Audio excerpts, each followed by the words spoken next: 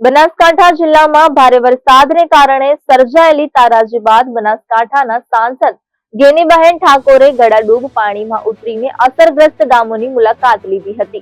તેમણે ખાસ કરીને વાવ તાલુકાના મોરીખા ગામની મુલાકાત લીધી, જે વારંવાર વરસાદી પાણીથી ડૂબી જાય છે।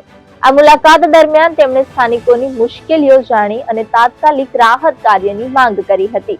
सांसद गेनीबहेन ठाकोर, केपी गढ़वी सहित कांग्रेसना आगेवानोए मोरीखा गाममां पाणी भराई जवाने कारणे सर्जायेली भयानक परिस्थितिनुं जात निरीक्षण करवा माटे 5 फूट ऊंडा पाणीमां चालीने पहोंच्या हता।